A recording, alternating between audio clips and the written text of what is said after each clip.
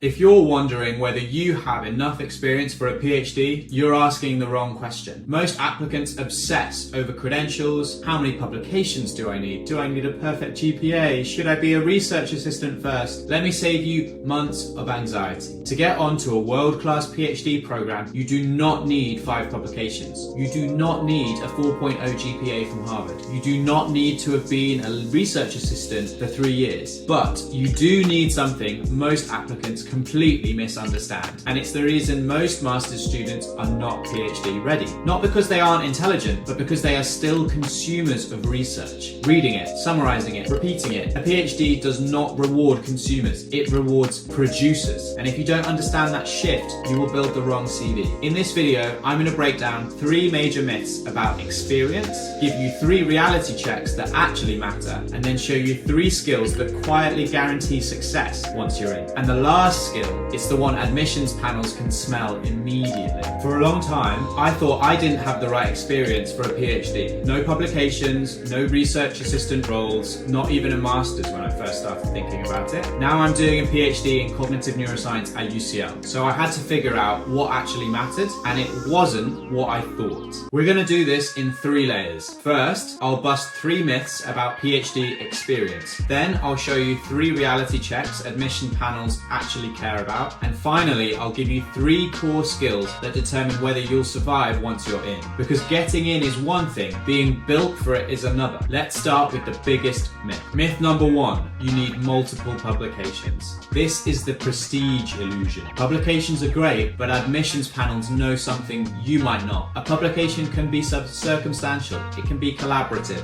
it can be incremental. What they're actually scanning for is this: can you think like a scientist? Have you applied the scientific method? Have you designed something, tested something, failed at something, corrected something? Research is structured error correction. If you can demonstrate ingenuity and iteration, you're ahead of someone with a minor co-authorship they barely understood. And the second myth is even more misleading. Myth number 2, you need a perfect transcript. Grades are proxies. They signal consistency. They signal discipline, but they do not signal originality. What panels want to see is this: have you gone beyond the syllabus? Have you read widely in your specific area? Can you critique existing theories? Can you identify gaps? If your application reads like a polished summary of lecture slides, you look like a consumer. If it reads like someone already thinking about unanswered questions, you look like a producer. And the third myth is the one that scares most people. Myth number 3, you need research assistant experience. Helpful, yes. Essential, no. What matters more is whether your background adds value.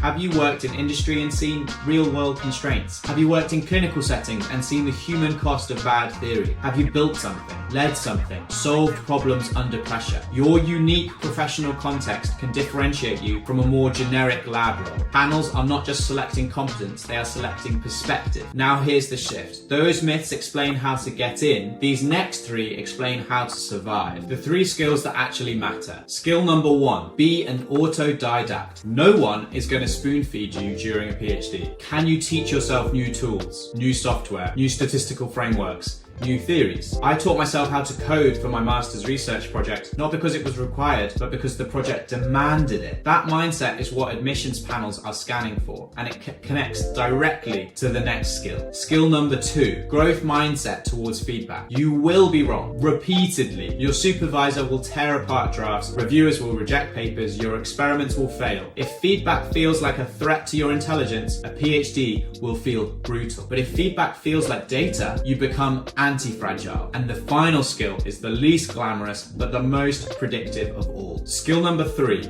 show up consistently. A PhD is not an IQ test, it is a consistency test. Can you show up when you don't feel motivated? Can you make progress without applause? Can you work when nobody is checking in on you? This is a marathon, not a sprint. Not a hack and not a productivity trick. Consistency compounds, and admissions panels can sense it in how you talk about your work. So stop asking, do I have enough experience? And start asking, have I made the shift from consumer to producer of research? Because that's the real filter. Not publications, not transcripts, not job titles, identity. If you're already thinking like a producer, you're closer than you think. And if you're not yet, good. Now you know what to focus on.